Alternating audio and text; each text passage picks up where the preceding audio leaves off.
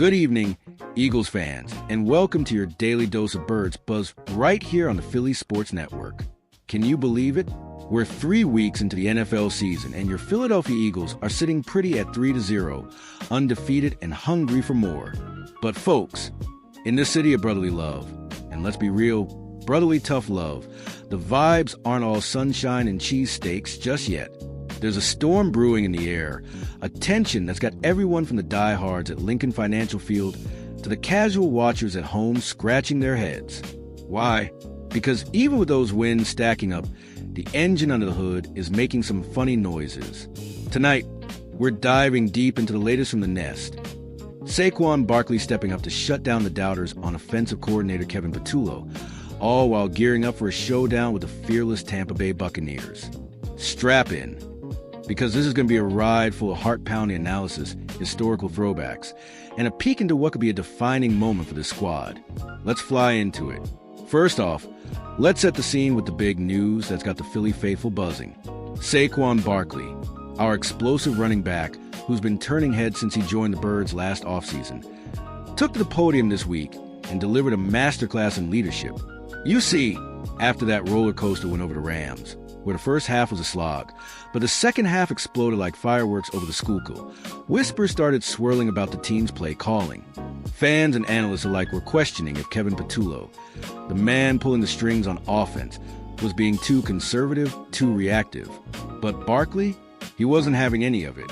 When asked about this attack mindset everyone's been harping on, Saquon didn't mince words. I don't think KP I know KP is, he said with that trademark conviction. He's talking about Patullo, folks. And this was a straight-up endorsement. Barkley pointed right back to that Rams game as the blueprint. The ugly first half taught them lessons, but the dominant second half? That's the spark they can build on. We got something we can build off of, he explained. Sometimes we get caught up in what teams are going to try to do to stop us, and not so much on you have a hard time stopping us. Boom. That's the mindset shift we're talking about. An aggressive, fearless approach where the Eagles dictate the terms, not the other way around. Now, let's break this down a bit deeper, because this isn't just locker room talk. It's the pulse of a team on the cusp of something special. Saquon Barkley, remember, isn't some rookie spouting off. This guy's a 2-time Pro Bowler, a former Offensive Rookie of the Year back in 2018 with the Giants, where he racked up over 1,300 rushing yards as a newbie. But injuries derailed him in New York. And when he signed that 3-year deal with Philly worth up to $37.75 million, it was like injecting rocket fuel into an already potent offense. Yet, through these first 3 games, his numbers are modest, averaging just 3.3 yards per carry, a far cry from his monster 2024 season where he shattered records and reminded everyone why he's one of the most dynamic backs in the league. Is it the line, the schemes, or just early season rust?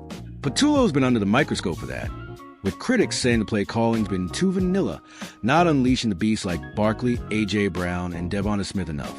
But Barkley's got his coordinators back, framing the Rams game as a turning point. And he's not alone.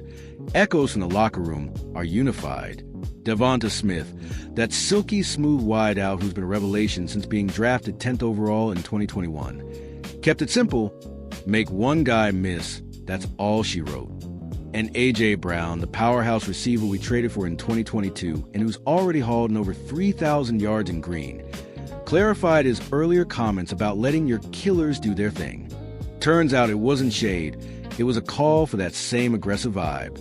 But wait, there's more to the story than just internal pep talks.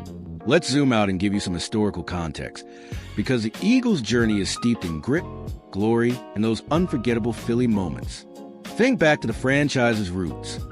Founded in 1933, they've been a heartbeat of this blue-collar city ever since. From the legendary Reggie White, the Minister of Defense who terrorized quarterbacks in the 80s and 90s with 124 sacks in an Eagles uniform, to Brian Dawkins, Weapon X himself, whose bone-crushing hits and leadership defined the Andy Reid era. And don't get me started on Donovan McNabb, the dual-threat QB who led us to 5 NFC championship games and a heartbreaking Super Bowl 39 loss to the Pats. Fast forward to 2017, and oh man, what a redemption arc. Nick Foles stepping in for Carson Wentz, the Philly special trick play, and that 41-33 thriller over Tom Brady's Patriots for our first ever Super Bowl win. The streets erupted, fans climbing poles, chanting, "Fly, Eagles, fly," till dawn. That's the spirit we're channeling now. In the NFC East, it's always a dogfight with those hated rivals. The Dallas Cowboys, who've been our thorn since the 60s with stars like Emmitt Smith and now Dak Prescott. The New York Giants, who spoiled our perfect season in 2008. And the Washington Commanders, always scrappy. But this 3-0 start, it's the best since 2016. We went 3-0 under wins before fizzling out. Statistically, our offense ranks in the bottom third league-wide right now, scoring just 21 points per game on average. But the defense? Lights out, allowing only 17. That's thanks to guys like Jordan Davis on the line and Darius Slay in the secondary, holding opponents to under 200 passing yards a game. Shifting gears to the elephant in the room, or should I say, the pirate ship in the bay? This weekend's clash with the Tampa Bay Buccaneers. Folks, this ain't just another game. It's a litmus test in the sweltering Florida heat. The Bucs are also undefeated at 3-0, led by Baker Mayfield, that gunslinger who's found new life after bouncing around the league. Saquon even shouted out his friendship with Baker, saying, "This team definitely don't fear the Eagles. I can tell you that for sure." Ouch, but true. The Bucs are 6-1 in the last 7 meetings, including 2 playoff blowouts. Remember 2021? Tom Brady's Bucs embarrassed us 32-9 in the wild card round. And Jalen Hurts, our franchise QB who's rewritten the record books with his dual threat magic. Over 10,000 passing yards and 50 rushing TDs in his young career, owns a dismal 1-4 record against Todd Bowles' blitz-heavy defense. Bowles, the mastermind who's been scheming since his Jets days, loves to send pressure, creating those chaotic one-on-one matchups. Our Eagles are prepping smart, arriving early in Tampa to beat the heat, which could hit 90 degrees with humidity that feels like a sauna. But Mayfield's scoffing at it, tweeting something cheeky about Philly cheesesteaks melting in the sun. Classic trash talk. To get the inside scoop, imagine if we caught up with some Eagles legends for their take. Picture this. I sat down with Brian Dawkins, virtually of course, and he told me, these young guns have the fire, but they gotta channel that Philly toughness from snap one. No more slow starts. Hit them like I hit receivers back in the day. Or Jason Kelsey, the recently retired center who's now podcasting with his brother Travis, but forever an Eagle at heart. In my fictional chat, Kelsey said, "Patullo's got the playbook. Now execute like we did in that Super Bowl run. Block, protect, and let Saquon eat." And from a fan perspective, let's hear from longtime tailgater Eagles Eddie outside the link. "We've waited too long for another ring. If they attack like Barkley says, we'll be chanting, 'Fly, Eagles, fly,' all the way to February." These voices, real or imagined, capture the passion that's fueled this fan base through thick and thin. Remember the Snow Bowl in 2013 against the Lions or the miracle at the Meadowlands? Pure Eagles magic. Tactically, this game's going to hinge on a few key battles. For the uninitiated, a touchdown's worth 6 points, plus the extra point or 2-point conversion. And our offense needs to rack M up early. Jalen Hurts, the quarterback who's like a chess master with legs, has to have the green light to sling it deep to A.J. Brown and Devonta Smith. Brown's got that yards after catch ability that turns short passes into house calls, while Smith's route running is poetry in motion. On the ground, Barkley faces a Bucs D that hasn't allowed a 100-yard rusher in 11 straight games. Talk about a brick wall. But if our offensive line, anchored by Lane Johnson, can create seams, Saquon could explode. Defensively, watch for Vic Fangio's schemes contain Mike Evans and Chris Godwin. Our pass rush with Bryce Huff and Nolan Smith needs to harass Mayfield into mistakes. Comparative stats? Eagles are +5 in turnover differential. Bucs are even. We lead in rushing defense, but they edge us in red zone efficiency. It's a clash of styles.